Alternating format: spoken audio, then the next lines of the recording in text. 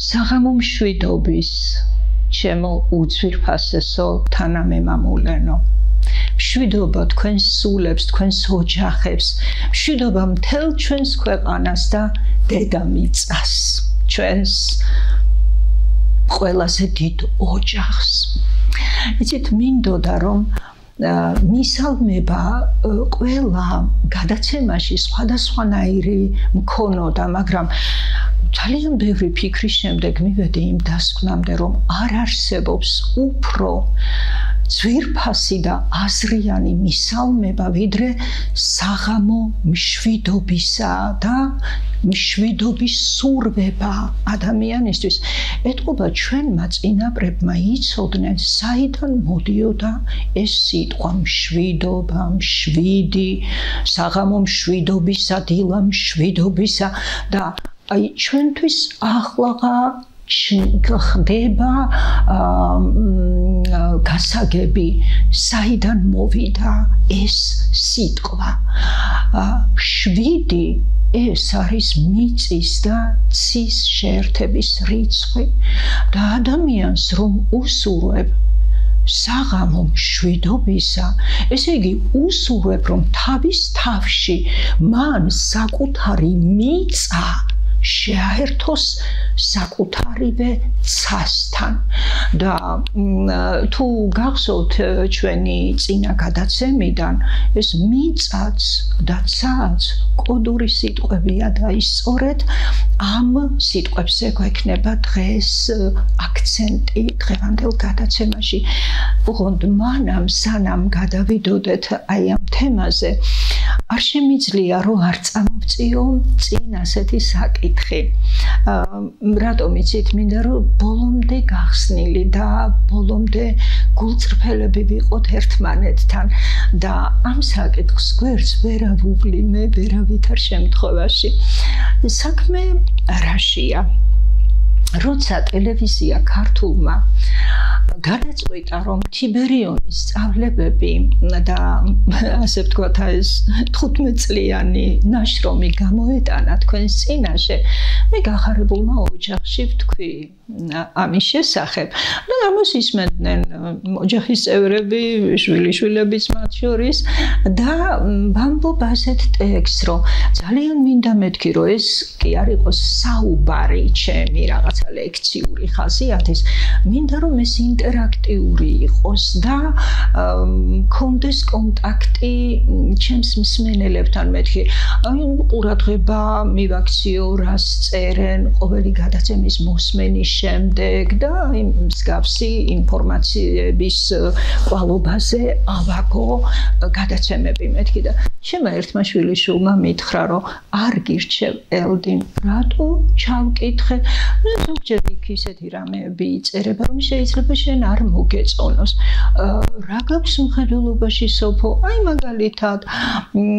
რატომ აძლევს ელდინო საღარაძე უფლებას თავის თავს, რომ ამ საკითხებზე ისაუბროს? ესე იგი, რა საკითხებზე? ღმერთზე, ადამიანზე და სამშობლოზე. ჩვენი გადაცემის თემა ხომ ზუსტად ეს არის არა და აი ამასთან დაკავშირებით მინდა მოგახსენოთ ჩემო ძვირფასებო, რომ აი ეს კითხვა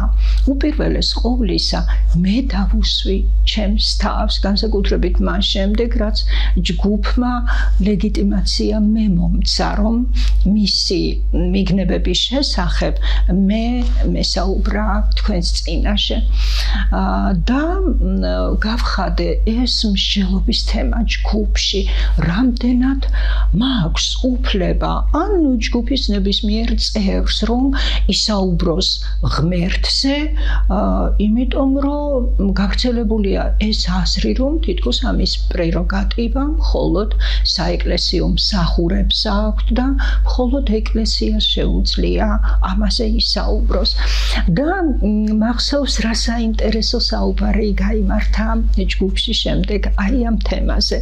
თქვენ მე მგონი ყველა იცნობთ ბატონ ბაჟა მანგოშვილს სხვადასხვა გადაცემებში აი ამ ტელევიზიის მას მიუღია მონაწილეობა და აუცილებლად დაამახსოვრებდა თავს თავისი საოცარი გააზრებებით ქართველ კლასიკოსთა ნაწარმოებებში პასაჟებს ენების გინდა ვაჟასი, გინდა რუსთაველის და ასე შემდეგ. და ბატონი ვაჟა, რომელიც ძალიან ხშირი სტუმარი და დიდი მეგობარია თიბერიონის, ამბობს ასეთ რაღაცას და ამაზე სრული თანხმობა განაცხადა მერე ჩვენი ჯგუფის ხელმძღვანელმა ბატონმა თამას ფირცხალავამ, რომელსაც ეკუთვნოდა საბოლოო სიტყვა ამ საკითხში. ბატონი ვაჟა ამბობს ასეთ რაღაცას, რომ იყო საქართველოს ისტორიაში ისეთი პერიოდები, როცა ეკლესიას ძალიან უჭირდა, შეჭირდება იყო ისეთი მთელი საქართველოს ისტორიულ კონტექსტში ვიყენებ მე ახლა ამ სიტყვას შეჭირვებას, რომ არ მიხმარებოდნენ ერისკაცები, შეიძლებოდა ისეთი წვეტა ყოფილიყო ადამიანსა და ღმერთს შორის, რომ ვეღარასოდეს ეს უფსკრული ქართველ კაცს ვეღარ ამოებსო. განსაკუთრებით ლაპარაკი არის იმ პერიოდზე, როცა საქართველოში შემოვიდა რუსეთი, მოგეხსენებათ, რომ გააუქმეს ქართული ეკლესიის ავტოკეფალია, ეკლესიებში აკრძალეს ქართულ ენაზე ღვთისმსახურება, აღარ ისმოდა ფსალმუნება ქართულად, ქართული გალობები აღარ ისმოდა, ყველაფერი გახდა რუსულ ენაზე წასაყვანი, მთელი ეს რიტუალები, საღვთისმეტყველო და ქართველი კაცი რომ შევიდა ეკლესიაში და იქ ქართული ვეღარაფერი ნახა, გაოგნებულმა დაიხია უკან, ეს უკვე მისი ეკლესია აღარ იყო. სწორედ მაშინ გამოვიდა ასპარეზზე ილია თავისი უშესანიშნავესი გუნდით და ეხლა მოგეხსენებათ ილიას ღმერთთან დამოკიდებულების შესახებ გინდა წერილები, გინდა ლექსები, მას და მის გუნდს რომ არ ეყოჩაღა, ძალიან დაზარალდებოდა ქართული ეროვნული სხეული და როგორ ფიქრობთ, დღეს ნაკლები გასაჭირი უდგას საქართველოს და თუ ეკლესია, როგორც მას ვეძახით ჩვენ, დედა, რატო არ შეიძლება გავავლო ეხლა პარალელი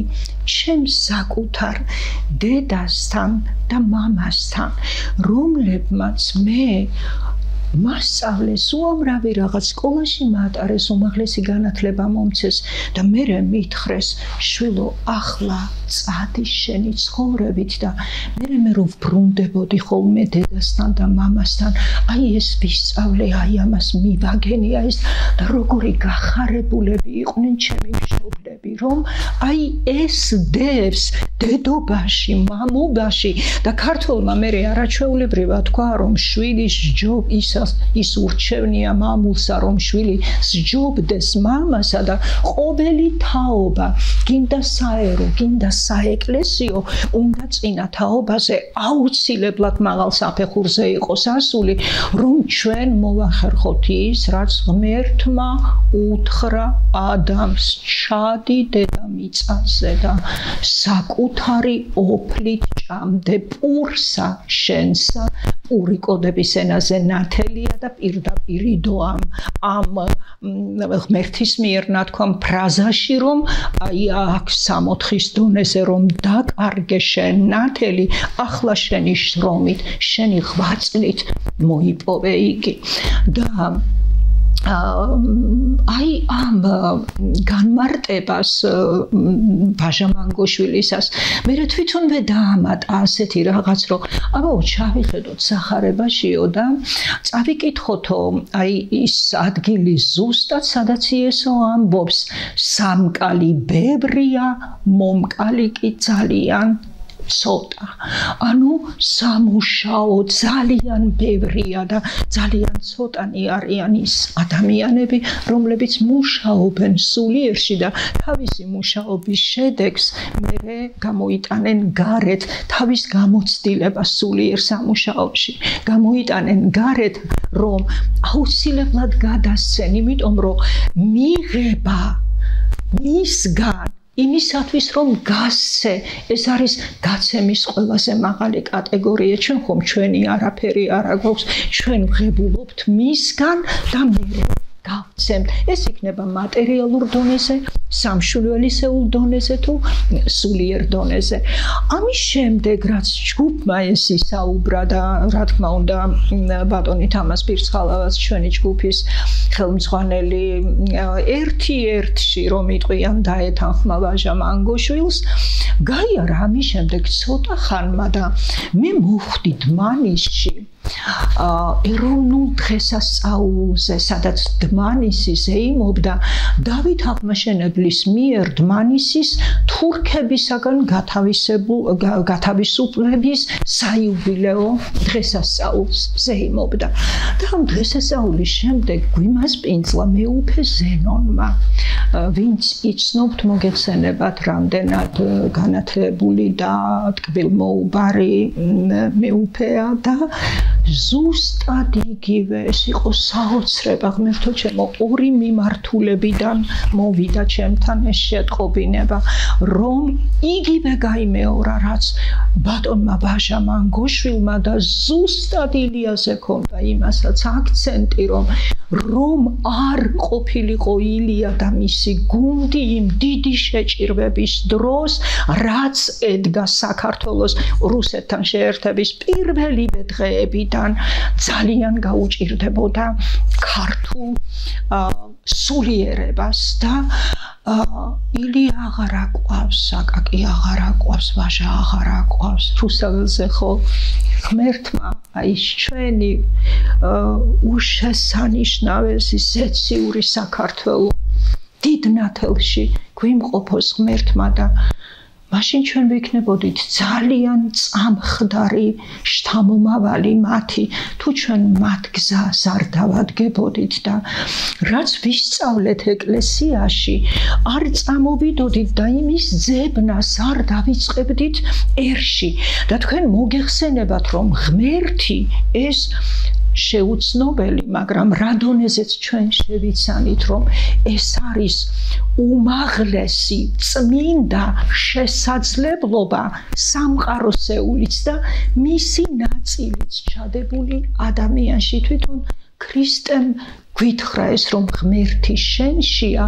რომ აი ეს უზარმაზარი შესაძლებლობა ჟონავს ადამიანური მოღვაწეობის ყველა სფეროში, ფილოსოფიაში, მეცნიერებაში,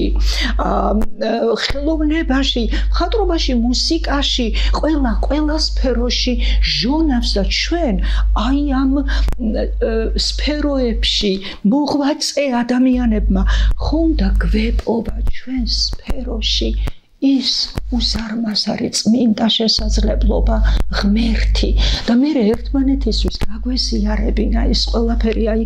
მე ეს დავინახე ჩემს სფეროში ჩემი საქმიანობის სფეროში იმან ის დაინახა და ეს იქნებოდა ისეთი უტყუარი მტკიცებულება იმისა რომ ის ყველგან მყოფი და ყოვლის შემძლეა ისე რომ ჩემო ძვირფასებო თუ თქვენთვის არ იქნება სასიამოვნო იმას რასაც მე ჩემი ჯგუფის ნაშრომს გავახმოვანებ ბოდიშს გიხდით, მაგრამ მაშინ შეგიძლიათ ყური მოარიდოთ აი ამ ყველაფერს. არიან ადამიანები, რომლებიც ძალიან დიდი სიხარული და სიამოვნებით ისმენენ და ითავისებენ ამ ყველაფერს და მე მინდა გითხრათ, რომ არც არის აუცილებელი, რომ ეს ყველა მოისმინოს, რამდენადაც გამოსავალი არის კრიტიკულ რიცხვში, რამდენი ადამიანი მოისმენს, რიცხვი არსებობს ამისი, რამდენი შეისმენს და რამდენი დაიწყებს მოქმედებას, აი იმის მიხედვით, რასაც ჩვენ მივაგენით, რასაც ჩვენ უკვე ვაკეთებთ და რითიც ძალიან კმაყოფილები და ბედნიერები ვართ უკვე, რამდენადაც შეიძლება ჩვენს დროში იყოს ადამიანი ბედნიერი. ეს რომ არ მეთქვა თქვენთვის, ჩემო ძვირფასებო, მე ვერაფრით ვერ ვიქნებოდი ბოლომდე გახსნილი თქვენთან და აი ახლა შემიძლია უკვე გავაგრძელო საუბარი, გავდო ხიდი წინა გადაცემასა და ამ გადაცემას შორის, რითი წინა გადაცემაზე ჩვენ ვისაუბრეთ ლაოძის ცარიელი და სავსე ჭურჭლის შესახებ. ახლა მოდი ამ გადაცემაში უკვე მოვიყვანოთ ეს ყველაფერი ერთიანობაში, როგორ გამოვიყენოთ აი ეს სავსე ჭურჭლის და ცარიელი ჭურჭლის შესახებ ცოდნა. მოგიხსენებათ, რომ სავსე ჭურჭელი უკვე თუ გადმოვიტანთ ადამიანზე და ადამიანის ჭურჭელია რისი ღმერთის ჩანაფიქრით ნათლის ჭურჭელია. ნათელი კიდევ მე წინა გადაცემაზეც ვთქვი, რას ნიშნავს, ეს არის ღვთაებრივი სიბრძნე პლუს ღვთაებრივი სიკეთე და ღვთაებრივი სიყვარული. აი ამის ჭურჭლად ჩაიფიქრა ღმერთმა ადამიანი თავის სახედ და ხატად, მაგრამ მერე სახებას და მსგავსებას და ხატებას რომ დაშორდა ადამიანი, ამაზე ჩვენ მერე დაწვრილებით ვისაუბრებთ, რატომ იყო ეს ძალიან საჭირო, რატომ უნდა დაშორებოდა ამ ყველაფერს. ოღონდ დღეს ახლა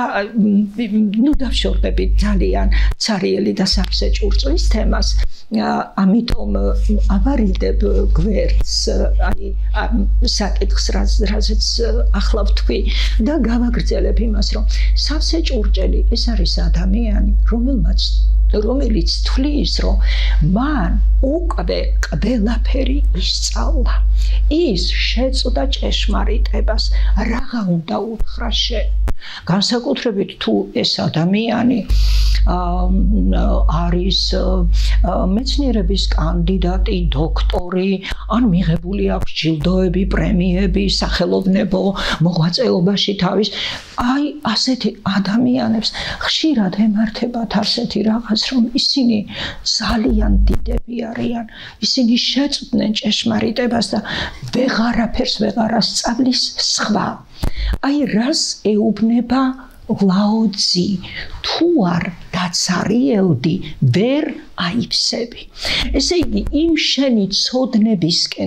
ცოდნებისგან თუ არ დაცარიელდი, ახალს ვეღარაფერს ვეღარ შეუშვებ ამაში. გახსოვთ წვეთი, რომ ვერ ჩაამატა მოწაფემ ლაოძის სავსე ჭურჭელში და აღმოჩნდება, რომ ასეთი ადამიანი წინ ვეღარ წავა. ისე რომ თუ ჩვენ გვინდა რომ მივყვეთ იმ სწავლებას, რისი სურვილიც გვაქვს, რომ გაგიზიაროთ, მოკრძალებით ძალიან, მაშინ აი ესეთი რაღაც უნდა დაგვემართოს. სოკრატე უნდა დაგვემართოს, რომელიც ამბობს, რომ ის ვიცი, რომ არაფერი არ ვიცი, ანუ სლის თავის ჭურჭელს იმ ცოდნებისგან, რაც მას აქვს. ოღონდ ეს იმას არ ნიშნავს, რომ იქ აღარაფერი რჩება. ეგ შეუძლებელია, რომ ადამიანმა თუ იღვაწა, იშრომა და რაღაც ძალიან დიდი ცოდნები და გამოცდილება დააგროვა, ის ეგრე გაფრინდეს, ასეთი რამეც ხდება, მაგრამ იქ ძალიან სერიოზული წინაპირობებია, რომელზეც მერე ვისაუბრებთ შემდეგ გადაცემაში. სლის ადამიანი ამას და მოსაუბრეს უსმენს მთელი გულის ყურით. ასეთ შემთხვევაში მხოლოდ აი ნახეთ სოკრატესია ესეც რომ ჭეშმარიტება კამათში იბადებაო, მაგრამ მე პირადად ძალიან ეჭვშევიტანე რომ კამათში ჭეშმარიტება იბადებოდეს, იმიტომ რომ კამათი გულისხმობს სადღაც გაცხარებას, სადღაც შელაპარაკებას, სადღაც წონასწორობიდან გამოსვლას და ასეთ მდგომარეობაში არ შეიძლება რომ ჭეშმარიტება დაიბადოს მეთქი და ბერძნულის მცოდნეებთან დავაზუსტე ეს საკითხი და ნითხრეს, რომ ელდინო მართალია, ის თეზა ითარგმნება ასე, ჭეშმარიტება სჯა ბასში იბადება. და აი სწორედ ამიტომ თუ არ გვინდა რომ კამათმა იმძლავროს, როცა რაღაც ძალიან საინტერესო და ძალიან სერიოზულ საკითხზე ვსაუბრობთ, განსაკუთრებით თუ ეს ერის ყოფნა არ ყოფნას ეხება, იქ არადითარ შემთხვევაში არ შეიძლება გაცხარება, შეურაცხყოფის მიყენება. მოდი დავივიწყოთ, რაც ჩვენ ვიცით, მოვისმინოთ, მერე იმანაც უნდა დაივიწყოს ის, რაც თვითონ იცის. ახლა მე მომისმინოს და აი ასე მშვიდად, წყნარად უნდა წარიმართოს საუბარი ჭეშმარიტების საპოვნელად და თუ აი ამ ხერხს არ გამოვიყენებთ ჩვენ საუბრებში, აი მე ვიტყვი და თქვენ შეურაცხყოფის გარეშე დამიწერთ იქ, რომ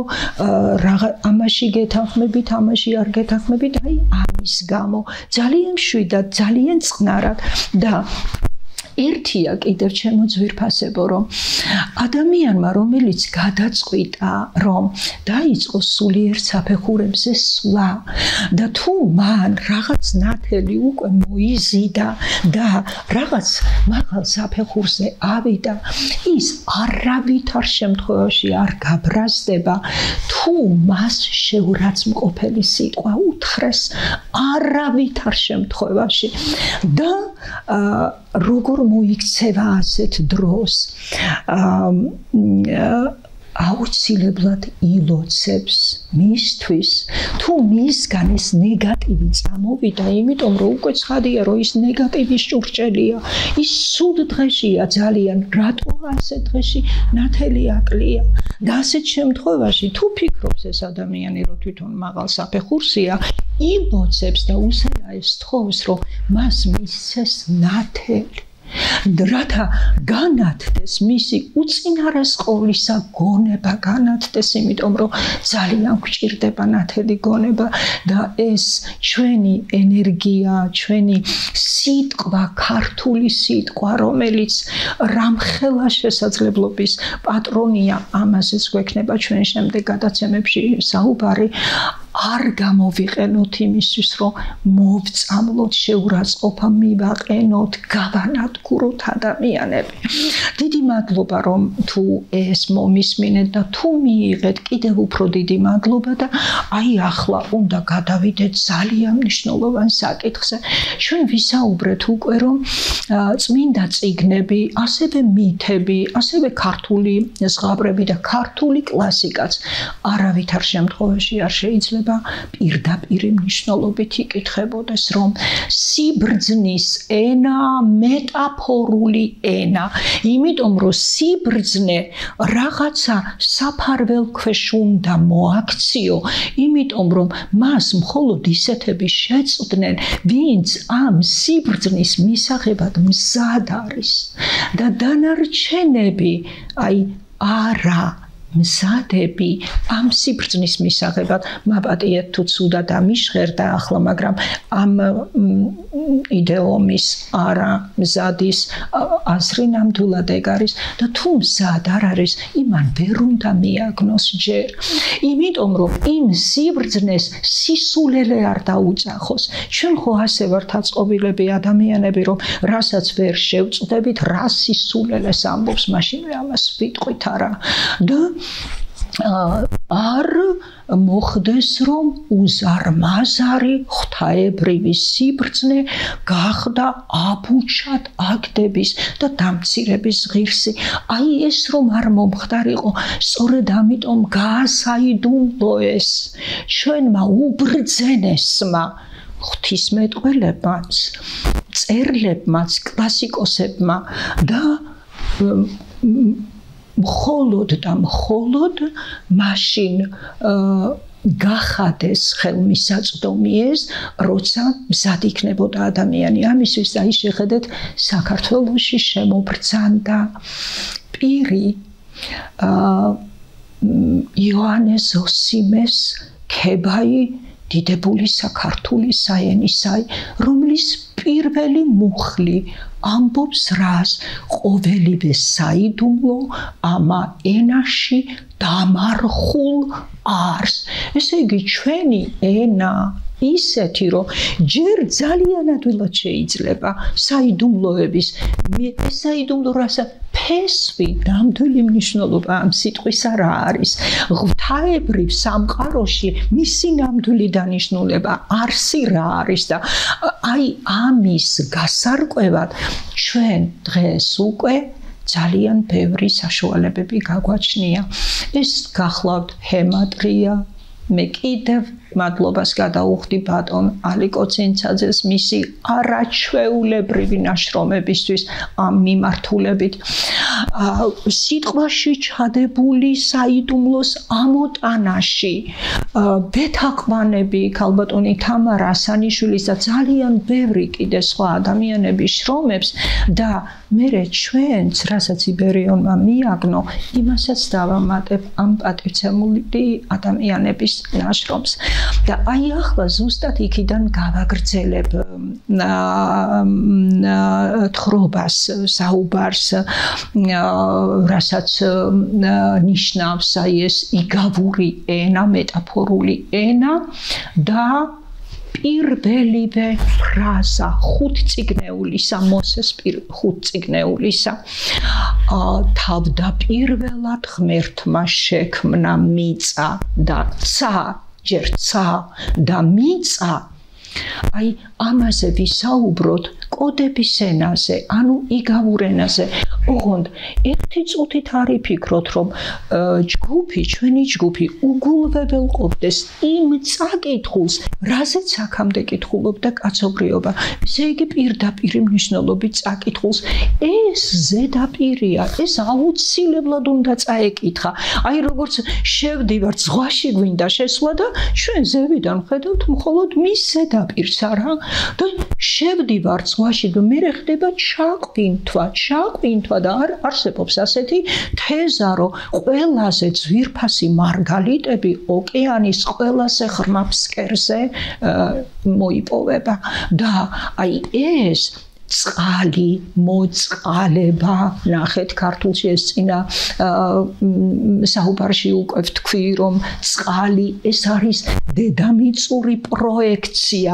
განსაგნებული ღვთაებრივი მოწყალებისა, ანუ ღვთაებრივი მადლისა. ეს უკვე სიტყვაში ძალიან იოლად მისაგნებად ჩანს. წყალი და აქედან გამომდინარე მოწყალება, წყალი დედამიწის საგანია და პროექცია იმისა, რასაც ქვია ღმერთის მოწყალება. და მოდით აი კოდურ ენაზე წავიკითხოთ ახლა დღეს ძალიან მნიშვნელოვანი გახდა აი ეს სიღრმეში ჩასვლა, აი იმ ბმულში, რითიც ჩვენი გადაცემა იწყება ადამიანის სამშობლო ღმერთი, იქ არის ასეთი თეზა, რაც უფრო ღრმად, მით უფრო ზევით. და ჩვენ მხოლოდ იმისთვის ჩავდივართ ღრმად, რომ სულიერ განზომილებაში ზევით ავიდეთ. აი აქ კიდევ მოვიტან მეორე თეზას, რომელიც იმ ბმულში ჩნდება თქვენს ტელეეკრანებზე, ცვლილებების დროა. რატომ არის ცვლილებების დრო? იმიტომ რომ ადამიანს უკვე ძალიან უჭირს უპასუხოს იმ გამოწვევებს, რასაც დღეს სამყარო იძლევა, რასაც დღეს მოდი ვთქვათ დედამიწური სამყარო იძლევა. ყველაფერი აქ არის პროექცირებული და ყველაფერი კიდევ საბოლოო ჯამში ჩვენშია პროექცირებული იმ გაგებით, რომ ღმერთი შენშია, ვეუბნება იესო და ეს იმას ნიშნავს, რომ აი ისევ მეუბრუნდეთ მოსეს ხუთწიგნეულის პირველ მუხლს, თავდაპირველად ღმერთმა შექმნა ცა და მიწა. ცას შექმნა არ უნდოდა, იმიტომ რომ ეს თვითონ ღმერთის თვისება იყო. ცა გადატანილი თვისების ენაზე ეს გახლავთ უანგარო გაცემა, რასაც დღეს ალტრუიზმს ეძახიან ადამიანები და ღმერთი ქმნის მის სრულიად საპირისპირო ფენომენს, მიწას, რომელიც კოდია ეგოიზმისა, რომელიც არის ჩვენ შიგნით და აი ეს ბიპოლარობა ჩემში ერთი მხრივ ალტრუიზმი ცა და მეორე მხრივ ეგოიზმი მიწა აი ეს შეადგენს ჩემს არს ადამი სრულყოფილება რომელიც ჩემშია ოღონდ უნდა მივიდე იმ სრულყოფილებამდე და მიწა ეგოიზმი რომელიც ასევე ჩემშია და ის არის საშუალება რომ მე მივიდე აი იმ ალტრუიზმამდე ანუ ღმერთის თვისებამდე ანუ ღმერთამდე მისვლა თუ შეიძლება ფიზიკური მოქმედები წარმოვიდგინოთ ხვდებით რომ სრულია და მცდარია მისვლა ეს არის თვისებით დამსგავსება ის რომ ალტრუისტია ის რომ უანგარო გამცემია აი ისეთივე ალტრუისტი უნდა გავხდე მე რომელიც ახლა იმის მერე რაც ჩემი სულიერი წინამორბედი ადამი ჩამოვიდა დედამიწაზე ღმერთთან შეთანხმების შემდეგ რომ ჩადი შენი ეგოიზმი გადააქცია ალტრუიზმად ამ ყოველ აქტში გადაქცევის მოგცემ ნათელს რომელიც შენ დაკარგე და აი ასე მოხო ჩემამდე და თუ ჩვენ გვინდა რომ აი ეს საოცარი ქიმერა ეგოიზმი რასაც რელიგიაში ეშმაკს ეძახიან რასაც მითებში ურჩხულს ეძახიან რასაც ქართულ ზღაპრებში დევებს ეძახიან კარგად გავიაზროთ რა არის იცით რა მე ბევრჯერ ვისაუბრე ამ ტელევიზიის ეკრანიდან ამ თემაზე თქვენ შეგიძლიათ მოძებნოთ ქალბატონი თინა თოფურიას მეოთხე განზომილება საუბრები ვეფხისტყაოს ან ზელდინოს აღარაძესთან და მე მგონი პირველსავე გადაცემაში არის გაშლილი მთლიანად ეგოიზმის ანატომია მისი განვითარების ფაზები დაწყებული პირველ ყოფილი ადამიანის გამოქვაბულიდან დაწყებული აი ფეშენებელურ სასახლეებზე დღეს რომ ადამიანები ცხოვრობენ აღარ მინდა მე ეს ყველაფერი გავიმეორო იმიტომ რომ არ გამომივიდეს ტკეპნა ადგილის ამასაც გეტყვით რომ ვისაც გააქვთ უკვე ჩემი წიგნი იყო და არა იყო რა იქ არის ასეთი პარაგრაფი ეგოიზმის ანატომია და თქვენ შეგიძლიათ თავიდან ბოლომდე გაიაზროთ ეს პროცესი დაწყებული პირველ ყოფიდან დღევანდელ აი როგორ გითხრათ ხელოვნური ინტელექტის გამომგონებელ ადამიანამდე აი როგორ ხდება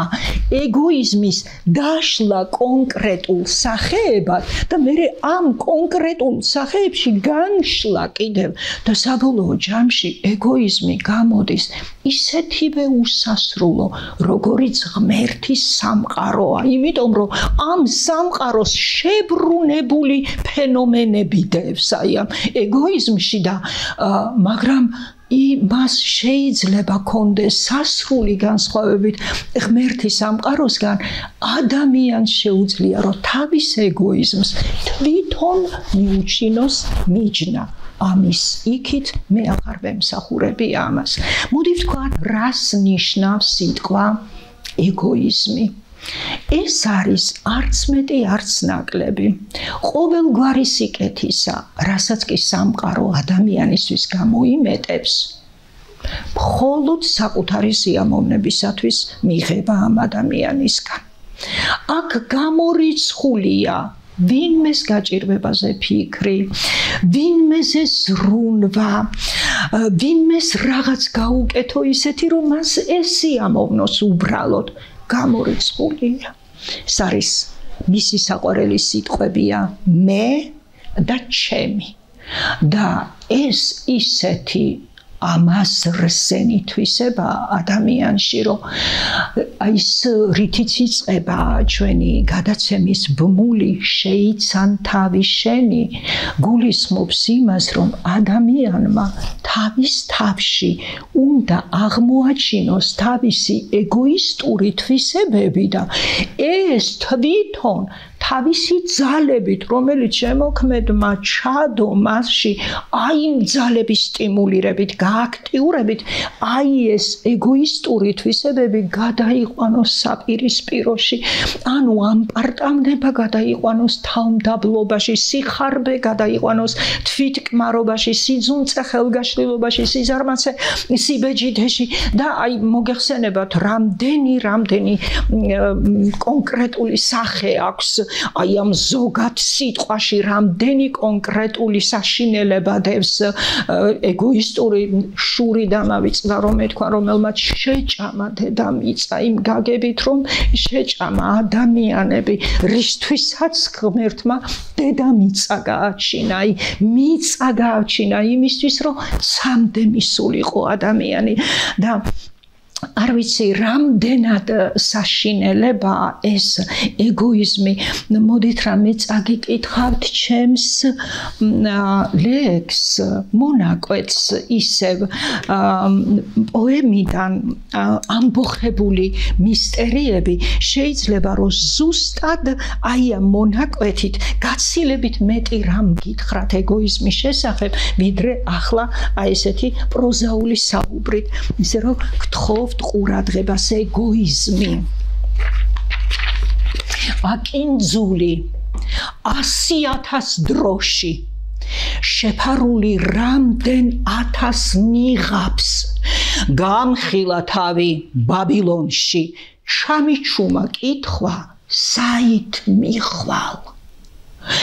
არეწერა სადატყორცნა გოდოლს ბილწი ეგო ამიყილდა სისხლში ღმერთი ხელში შევატოვე ბომონს ჩემი თავის გავხდი მისხის მისხი ქვა სურვილებს ხე სურვილი მიხვა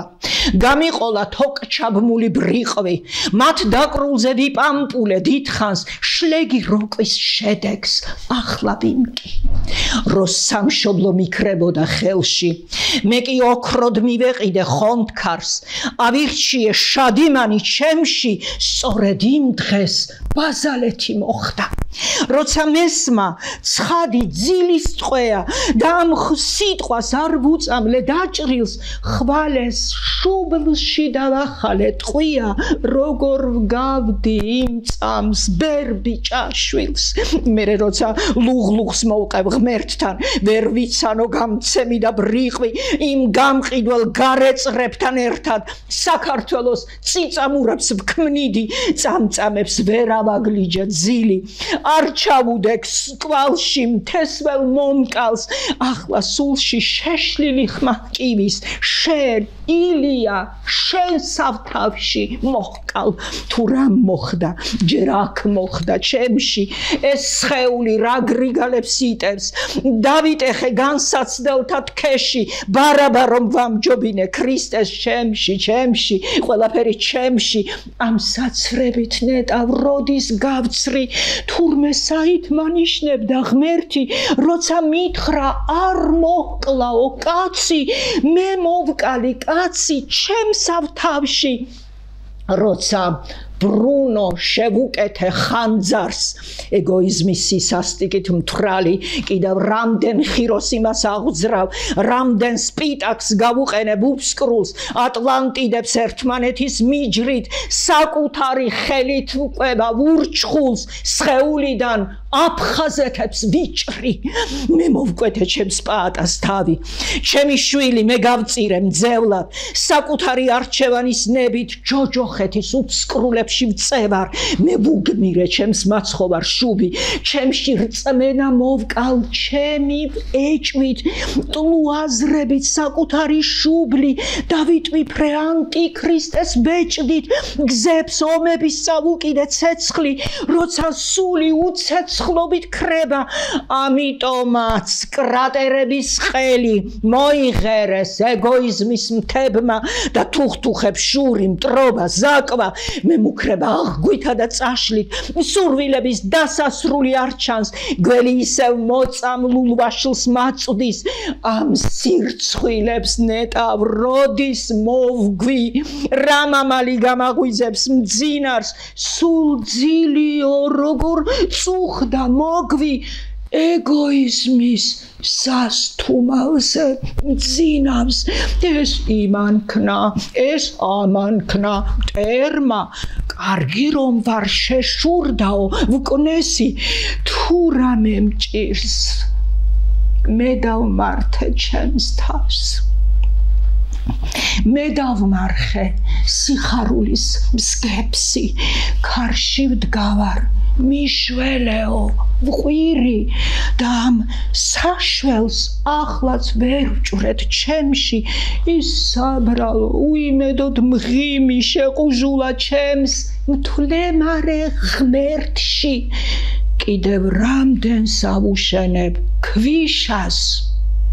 ჩემი ჭკუით მაცხოვნებელ ტაძარს ეს ტაძარი უფალს ისე იშრობს ძილში ღერი არ უკრთება წამწამს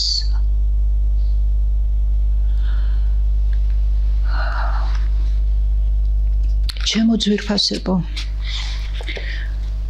ახლა არ იფიქროთ რომ ტაძარს მე ამით რაიმე შეურაცხყოფა მივაყენე მაშინ გადავიდეთ იესოს დროში სახარების იმ ეპიზოდს მივაშუროთ სადაც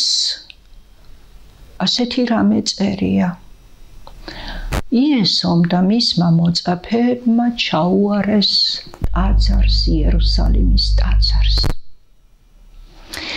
მოწაფეებმა აჩვენეს იესოს ეს ტაძარი და მაცხოვარი ეუბნება მე ამ ტაძარს დავანგრევ და 3 დღეში ხელახლა ავაშენებ ღმერთმა დაგვიფაროს რომ ის ვიფიქროთ რომ იესოს სოლომონის ტაძრის დანგრევა უნდა იერუსალიმის სიამაყის ერთი წუთით დავფიქრდეთ მოწაფეებმა აჩვენეს იესოს ტაძარი რა ჩვენება უნდა იესოს ამ ტაძრის განა თვითონ 8 წლის ასაკში როცა გამოეპარა ნაზარეთისკენ მიმავალ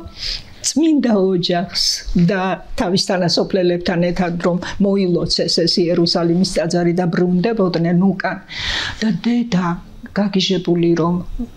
ეძებდა ყოვლა წმინდა ღვთისმშობელი ის იპოვა იერუსალიმის ტაძარში სადაც იჯდა და ღვთისმსახურებთან წიგნობრებთან მაშინ და წიგნობრებთან არჩევდა 5 წიგნეულს მოსესი და ბიბლიის თემაზე ესაუბრებოდა მას არა მარტო 5 წიგნეულის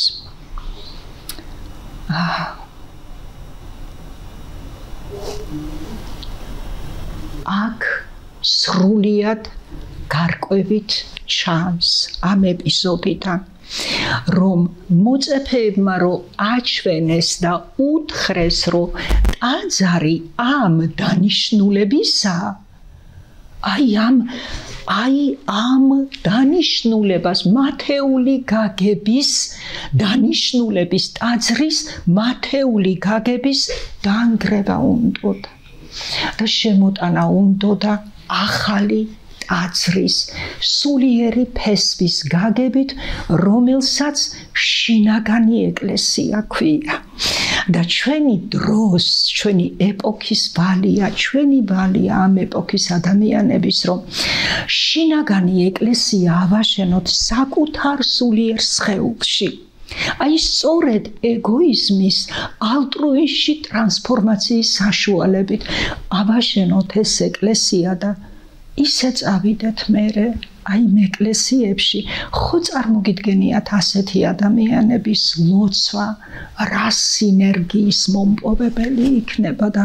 როგორი აღსრულებადი იქნება უკვე ჩვენი ლოცვა თუ იქ ჩვენ შევალთ შინაგანი ეკლესიის მშენებელნი უკვე დასრულებული აი ამ მშენებლობით ახლა მე მგონი უკვე თავდება ჩვენი გადაცემის თითოეული გადაცემისათვის განკუთვნილი დრო, მაგრამ მე იმედი მაქვს, რომ მოძებნით თქვენ ეგოიზმის ანატომიის განსაზღვრელ იმ გადაცემას, პირველივე გადაცემა ვეფხისტყაოსნის შესახებ, იქ მე ვიწყებ ამ საკითხს, იცით რა კონტექსტში, რომ რუსთაველი რომ ამბობს, რომ კაცი კაცსა ვერასავნებს, რომე კაცი თავსა იბნებს და იქვებს სვამ კითხვას, რომ რა ხდება, რა აქვს ადამიანს შიგნით ისეთი, რომ სხვა ვერ მოგიტანს იმხელა ზიანს, შენ თვითონ რომ მოუტან საკუთარ ცხოვრებას და საკუთარ ქვეყანას ზიანს. აი ამ თემაზე ძალიან აუცილებელია საუბარი და ახლა მე უბრალოდ ჩამოგითვლიდით, რომ დღეს ჩვენ ვცხოვრობთ განვითარებული ეგოიზმის ეპოქაში, ჩვენი ეგოისტური სურვილები მიღებისა უკვე იმხელა, რომ ამას ვეღარ ეწევა ვერანაირი შესაძლებლობები ჩვენ რა შესაძლებლობები გვაქვს ასე დაშორებულს დიდი შესაძლებლობისგან, აღარანაირი შესაძლებლობები. თუ გვინდა ჩვენში შესაძლებლობა გაიზარდოს იმ შესაძლებლობასთან, რომელიც ჩვენშია, იქ შიგნით უნდა მივიდეთ, აი ზუსტად იმ გზით, რაზეც სულ ახლა ხან გითხარით და აი ეს უბრალოდ ჩამოვთვლი აი ამ დონეებს ეგოიზმისას, რაც გაიარა კაცობრიობამ დღემდე და ამით დავამთავრებ დღევანდელ გადაცემას. პირველი, ეს არის გადარჩენის სურვილები. რომ ადამიანი თუ ფიზიკურ დონეზე არ გადარჩა, ის მერე ვეღარც სამშინველი სეულში იმუშავებს და ვეღარც სულიერში, ხომ მართალია რა? ამიტომ უპირველესი ეს არის გადარჩენის სურვილები, ქვია ამას და სხვანაირად კიდევ ქვას სურვილებს ეძახიან, იმიტომ რომ ძალიან გავს ეს ქვის სურვილს, რომ აი ქვა ნახეთ რა არის მისი ყველაზე დიდი სურვილი, რომ არ დაიშალოს, არ გადნეს, არ გაილიოს, მეტი სურვილი ქვას არა აქვს და ზუსტად აი ამისი ანალოგიური სურვილი ჩემი ქვის დონის ეგოიზმში როცა ვარ. ეს არის ჭამასმა. თუ არ ჭამე, თუ არ დავლიე, ვერ გადავრჩები. თავშესაფარი, თუ არ მექნა პირველ ადამიანებს გამოქვაბული, თუ მაშინ ჩნდება ეს პირველი გამოქვაბულში, თუ არ ექნებოდათ გამოქვაბული თავშესაფარი, უამინდობისაგან, სიცხისგან აუცილებლად დაიხოცებოდნენ, ვერ გადარჩებოდნენ ფიზიკურ დონეზე. სამოსი, რომელსაც ასეთივე დანიშნულება ჰქონდა, გარდა იმისა, რასაც თქვენ იცით, რასაც რა დანიშნულებას აქვს სამოს, მერე ძილი აუცილებლად, იმიტომ რომ ისეთი აშლილობა მოდის ადამიანში უძილობის შემთხვევაში, რომ შეიძლება ბოლოს სიკვდილითაც დამთავრდეს ის აშლილობები. სექსი, რომელიც იყო ბოძებული ზეციდან ადამიანთა მოდგმის გასამრავლებლად, იმიტომ რომ ერთი სული ადამი ამხელა ეგოიზმს ვერ მოერეოდა, ამიტომ საჭირო იყო გაშლა ეგოიზმის განვითარებასთან ერთად უნდა გამრავლებულიყო აუცილებლად ადამიანთა მოდგმა და ის სად ტყუის ახლა ის წრე ადამიანებისა, რომლებიც ცდილობენ, რომ შეამცირონ მოდგმა ადამიანისა დედამიწაზე. ეს პროპორციულად ხდება, იზრდება ეგოიზმი, იზრდება ადამიანთა მოდგმა და ყველას თავისი წილი სამუშაო აქვს აი ამ ეგოიზმის ალტრუიზმში გადაყვანის თვალსაზრისით. ხო, ეს მერე ეს სექსი, ეს სურვილები და ეს აუცილებლობა განატიფდა ოჯახის ცნებით და შევიდა ოჯახის ცნებაში უკვე სექსი, ეს უკვე ოჯახად გადაიქცა. ეს არის პირველი დონის სურვილები. მერე მოდის მცენარეულ სურვილებს ეძახიან ამას. ეხლა მე ძალიან მოკლედ გეუბნებით, თორე კიდევ მოგიწოდებთ რომ ნახოთ, შეხვიდეთ ძალიან სიღრმეში ესე ამ ეგოიზმის ანატომიისა. ეს არის უკვე დაგროვების სურვილები. როცა ადამიანმა დაიწყო დაგროვება. რატომ დაიწყო დაგროვება? რა უბიძგა ამისაკენ? ეს წიგნში მოცემულია. მე ამას მოდის მოსდევს ცხოველურ სურვილებად წოდებული პატივდიდებისა და ძალაუფლების სურვილები. რა საერთო აქვს ცხოველურ თვისებებთან, ამას ნახავთ დაწვრილებით მაქვს აღწერილი წიგნშიც და ქალბატონი თინას გადაცემაშიც და მეოთხე დონე ეს არის უკვე მეცნიერული ეგოიზმი, რომელსაც ქვია მოლაპარაკე არსება. ადამიანი კიდევ არ ქვია. ადამიანი იწყება, ეს უკვე მეხუთე დონეა. ადამიანი, როცა შენ უკვე შეგიძლია განსაზღვრო შენი ამოიცნო შენი ეგოისტური სურვილები, ამ დროს უკვე იცი მისი მათი ტრანსფორმაციის მეთოდი ალტრუიზმში და როცა ამ პროცესს იწყებ, ეს გახლავთ უკვე ადამიანი და მიდის საითკენ ადამი, ღმერთის სახე და ხატი. მე ახლა ის გადამრჩენია რომ გადაგიხადოთ, ძალიან დიდი მადლობა მოსმენისთვის და თუ მეთანხმებით და ღებულობთ კიდეც ამას, უბრალოდ მე თავს ბედნიერად ჩავთვლი და გისურვოთ ძალიან დიდი წარმატებები იმ საქმეში, რასაც აკეთებთ. ოღონდ ღვთიური გადასახედიდან დროა უკვე თორე ძალიან გაგვეჭირდება. მშვიდობის დღეებს გისურვებთ მომავალ შაბათამდე და შემდეგაც.